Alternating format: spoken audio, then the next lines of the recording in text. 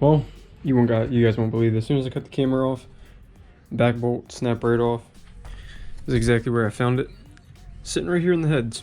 Cannot pull, I mean, in the supercharger. You can't make this shit up. I was on the phone with Craig. I'm like, yo, man, I gotta get that bolt out of there. I can't take this head back off.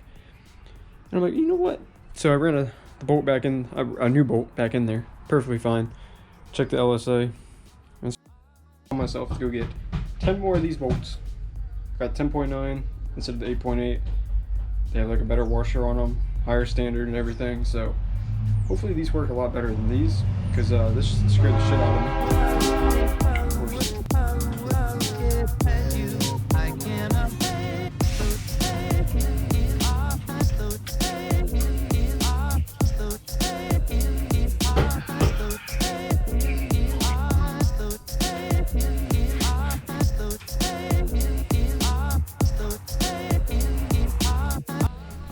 Alright, so I finally got the brick reinforced. This is it right here. I took it to my man at Mike Thomas Fab. It was about an hour from me. Took it up there. He did a great job as well. It's pretty sweet.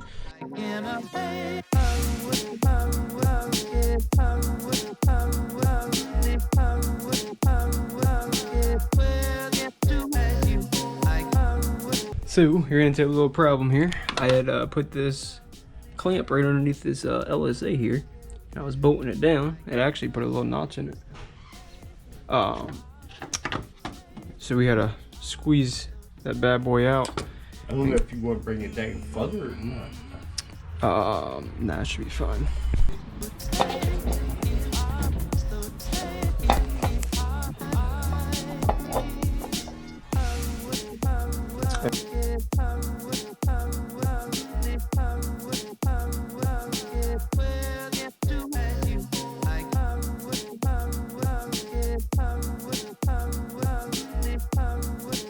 Alrighty, so we got the Nick Williams throttle body on, LSA's torqued down, the lid's torqued down for some odd reason.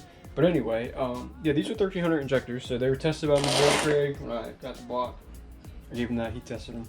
WD-40 squirt, kind of like lube it up a little bit. You don't want to really get it up in there. And then you just take these caps off, and then put the red side down, or actually, no, my bad. Put the blue side down, because you want your clips facing up. Because it lays like this in the LSA.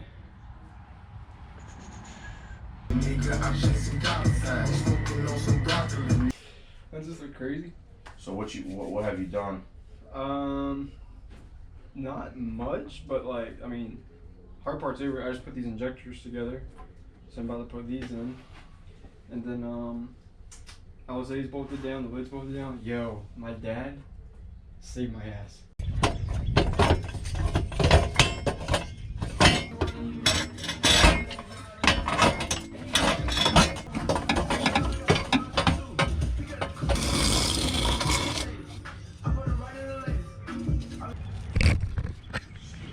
This is probably the most ingenuity thing I've done to this car is stack some bricks, some wood, and yeah, I'm by myself, so it's like I'm out of breath too. I was fighting this freaking header, so I'm using this to like keep it level so I can snatch it, put the bolts and crap like that in there, gasket.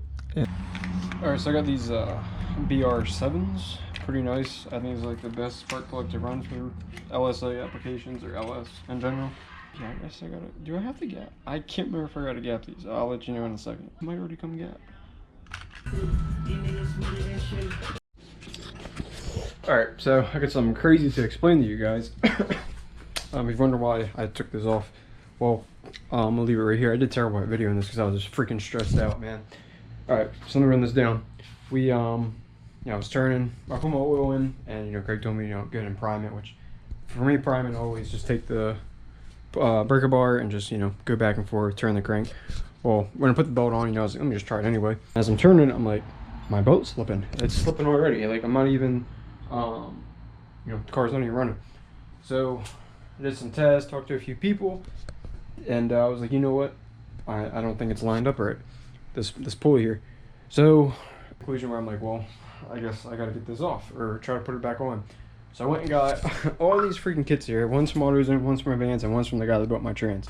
So if I didn't get his stuff right here, what's funny is if he probably never built my trans, I don't know what I would have done because I don't know anybody that has these kits. So I was able to use these kits. I tried putting it back on, wouldn't go on. So then I used his other kit to pull it off, and it was struggling to pull off. I had it sucker hand tight. So I was like, you know what? It's got to have some ugga-duggas. Something's got to give. Either something's going to snap, break, or do whatever. And I took the radiator off, and that's exactly, it came off. So I was able to use the Milwaukee, pop it off. Super stressful situation because I don't know if the crank was going to be damaged, but the keyway's on there. Every night I thought something was going to be easy. Honestly, the easiest part was doing the headers by myself. No one helped me. Did them all by myself. I had no clue how I did that. It's been nothing like the first time. I don't know why, but like I was telling my buddy Griff, I don't know how, like everything just feels more bigger, industrial, bigger bolts, more Loctite, more of this. Like I can just feel it. Like it just feels so much more like a race car. And I don't know. It's been hard. It's been really hard.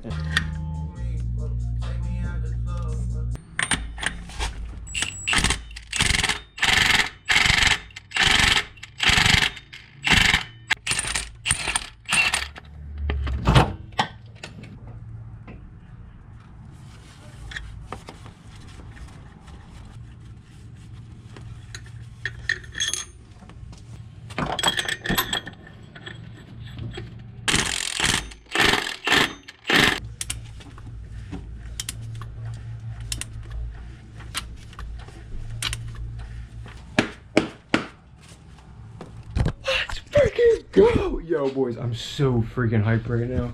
Holy crap. So you have no clue how much I've been fighting this freaking pulley this past 2 days. But I just gotta give the biggest shout out to the guy that built my trans. I don't care what happens with that later down the road or whatever. Dude was super cool. Let me borrow his kit right here. I didn't have this kit because it's got these long ones in it. Let me borrow his socket. I'm gonna show you how I put it on in a second here. I didn't even, like I said, I didn't even film with this had me freaking stressed. But it looks like I can even tell this is seated on here so much better. This is wild. So, boy.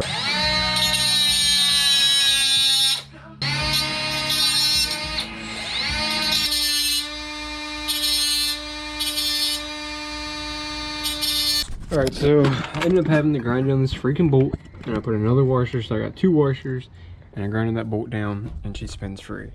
3 weeks later from filming all that crap and going through that stressful situation with the pulleys and everything, so I finally was able to get everything back on.